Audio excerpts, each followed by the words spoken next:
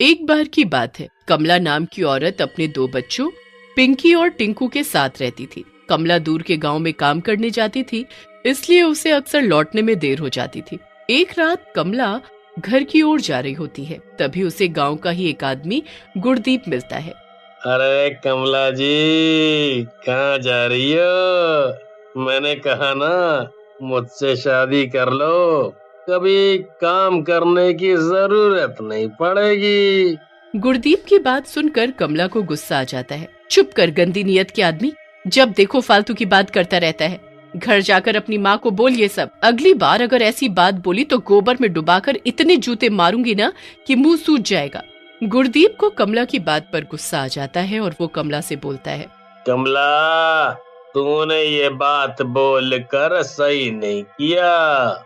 मैं अपने अपमान का बदला लूंगा, छोड़ूंगा नहीं तुझे। ऐसा कहकर गुरदीप वहां से चला जाता है और कमला भी अपने घर आ जाती है। लेकिन उस दिन से गुरदीप बदले की आग में जलने लगता है। कुछ दिनों बाद गांव में रहस्यमय ढंग से बच्चे गायब होने लगते हैं। गांव वाले बच्चों के गायब होने से परेशान रहने लगते हैं। अरे भाइयों, ये न जाने का हो गया है, रोज बच्चा लोग गायब हो रहा है गांव से। लगता है कोई चुड़ैल या भूत आ गया है गांव में। हाँ, क्या बात कर रहे हो पुत्तन? भला चुड़ैल भी कोई चीज होती है? हाँ? अंधविश्वासी बात ना किया करो हमसे, समझे क्या? क्यों नहीं हो सकते? अरे भैया, सब होता है। इंसान है तो शैतान भी है। मुझे तो इस कमला पर शक होता है। कई बार रात रात भर देखा है इसे घूमते हुए। कहीं ये तो नहीं है बच्चा चोर? गुरदीप की बात सुनकर सुरेश बोलता है, क्या बोल रहे हो गुरदीप भैया? कमला बहन कितनी अच्छी और मेहनती है, ऐसी बातें मत बोलो उनके बारे में। सुरेश की बात सुनकर गुरदीप चुप हो जाता है और वहां से चला जाता है। लेकिन गुरदीप की कही बातें गांव वालों के दिमाग में घर कर लेती हैं और वो कमला पर शक करने लगते हैं। एक रात जब कमला अपने घर की ओर जा रही होती है तो उसे एक रोता हुआ बच्चा दिखाई देता है। कमला उसके पास जाती है। अरे क्या हुआ बेटा, क्यों रो रहे हो? क्या नाम है तुम्हारा? मेरा नाम पीकू है आंटी, मैं अपने घर का रास्ता भूल गया हूँ। पिंकू की बात सुनकर कमला बच्चे से प्यार से बोलती है, तुम डरो मत पिंकू बेटा, मैं तुम्हें लेकर चलती हूँ तुम्हारे घर। ऐसा कहकर कमला पिंकू को लेकर उसके घर की ओर जाती है। लेकिन तभी एक गांव वाला उसे बच्चे के साथ देख लेता है और बोलता है, लगता है गुरदीप भैया सही कह रहे थे, ये कमला ही हमारे बच्चों की चोर है। आज भी इतनी रात को बच्चा लेकर जा रही है। ऐसा कहकर गांव वाला और भी गांव वालों को बुला लेता है और गांव वाले कमला को घेर लेते हैं। गांव वालों को ये गुस्से में देख कमला बोलती है, आप लोग मुझे ये गुस्से में क्यों देख रहे हैं? देखो, मैं इस बच्चे को उसके घर छोड़ने जा रही हूँ। लेकिन गांव वाले कुछ भी सुनने के मूड में नहीं थे। वे कमला पर हमला कर देते हैं और उसे बुरी तरह मारते हैं। तभी वहाँ गुरदीप आ जाता है और गांव वालों को रोकते हुए बोलता है, अरे गांव वालों, क्यों मार रहे हो? कमला जी को क्या हुआ है? ये बच्चा चोर थोड़ी ही है। फिर गुरदीप के कहने पर सारे गांव वाले वहां से चले जाते हैं। उनके जाने के बाद गुरदीप हंसता हुआ कहता है, मैंने कहा था ना, मेरी बात मान ले कमला, लेकिन तू नहीं मानी। देख तुझे क्या क्या झेलना पड़ रहा है। गुरदीप की बात सुनकर कमला को भी गुस्सा आ जाता है और वो बोलती है, तो ये सब तेरा किया धरा है? मैं तुझे छोड़ूंगी नहीं, मैं गांव वालों को सब कुछ बता दूंगी। कमला की बात सुनकर गुरदीप हंसने लगता है और बोलता है, कोई गांव वाला तेरी बात पर विश्वास नहीं करेगा, समझी? अब या तो तू मुझसे शादी कर ले, नहीं तो मैं तुझे कहीं का नहीं छोड़ूंगा।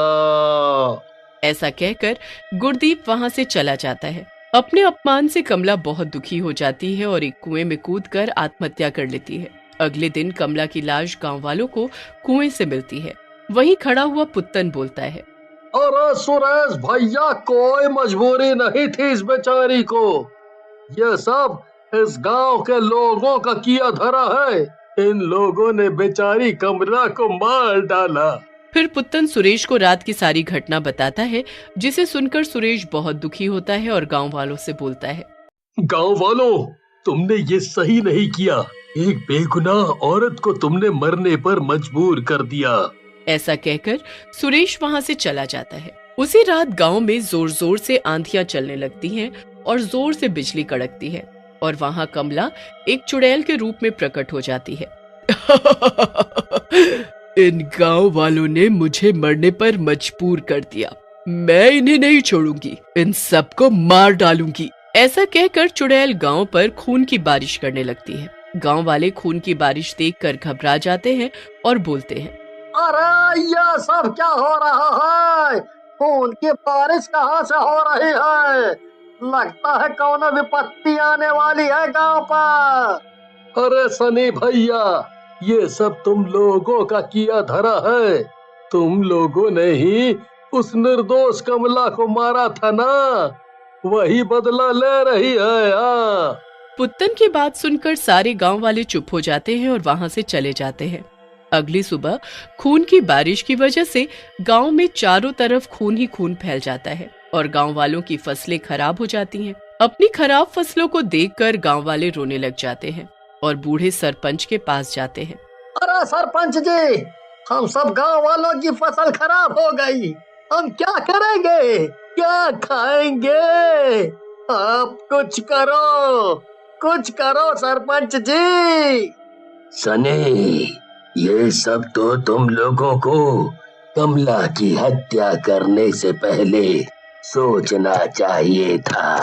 तुम लोगों ने बिना सोचे समझे एक जान ले ली। उसी रात चुड़ैल फिर गांव में आ जाती है और हंसते हुए कहती है, गांव वालों, बाहर निकलो, नहीं तो सबको घर के अंदर ही मार डालूंगी। लेकिन चुड़ैल के डर से कोई भी घर से बाहर नहीं निकलता। ये देख चुड़ैल को गुस्सा आ जाता है और वो बोलती है, तो तुम लोग बाहर नहीं निकलोगे, कोई बात नहीं, मैं ही निकालती हूँ तुम सबको बाहर। ऐसा कहकर चुड़ैल पूरे गांव पर धुआं छोड़ देती है। चारों तरफ धुआं ही धुआं हो जाता है और लोगों को सांस लेने में तकलीफ होने लगती है और गांव वाले बाहर आ जाते हैं। तुम लोग बाहर आ गए, देखो मुझे दुष्टों, आज तुम्हारी वजह से मेरी क्या हालत हुई है। मैं एक चुड़ैल बनकर रह गई हूँ। चुड़ैल की बात सुनकर सनी बोलता है, हमें माफ कर दो चुड़ैल जी, हम लोगों को पता नहीं चला ये सब कैसे हो गया। हमें माफ कर दो। अगर आप ऐसे ही प्रदूषण फैलाती रही तो एक दिन हम गांव वाले मर जाएंगे। लेकिन चुड़ैल सनी और गांव वालों की बात सुनकर हंसते हुए कहती है, मरते हैं तो मरे, मुझे गांव वालों से क्या लेना देना है। तुम लोगों ने मेरी जान ली है, मैं तुम्हें नहीं छोड़ूंगी और ऐसे ही प्रदूषण फैलाकर मार डालूंगी सब गांव वालों को। चुड़ैल द्वारा फैलाए प्रदूषण से कई गांव वालों की मौत हो जाती है। गांव वालों को कुछ समझ नहीं आता कि वो इस चुड़ैल से कैसे निपटे। लेकिन गांव वालों के कहने पर सुरेश चुड़ैल से बात करने को तैयार हो जाता है और रात होने का इंतजार करने लगता है। रात में चुड़ैल गांव में आती है और पूरे गांव में कूड़ा ही कूड़ा फैला देती है। तुम गांव वाले गंदे दिमाग के हो, इस दिमाग में भरा कूड़ा इस गांव के अंदर भी आना चाहिए। उसी समय सुरेश भी चुड़ैल के पास जाता है और बोलता है, कमला, मेरी बात सुनो, रुक जाओ। सुरेश की बात सुनकर चुड़ैल बोलती है, तुम बीच में मत बोलो सुरेश, इन गांव वालों ने बिना सोचे समझे मेरे साथ इतना गलत किया, मैं इनको नहीं छोड़ूंगी। फिर सुरेश चुड़ैल को गुरदीप के बारे में सारी बात बताता है, जिसे सुनकर चुड़ैल बोलती है, अगर ये सच है तो मैं इस गांव को कुछ नहीं कहूंगी। ऐसा कहकर चुड़ैल वहां से चली जाती है और सीधे गुरदीप के घर पहुंचती है। गुरदीप चुड़ैल को देखकर घबरा जाता है और सारी सच्चाई बोलने लगता है। गुरदीप की बात सुनकर चुड़ैल बोलती है, तू सच में बहुत दुष्ट है गुरदीप, तूने न सिर्फ मेरी जिंदगी बर्बाद की बल्कि सब गांव वालों की जिंदगी भी खतरे में डाल दी है। ऐसा कहकर चुड़ैल गुरदीप को मार डालती है और उसकी आत्मा को पकड़ लेती है।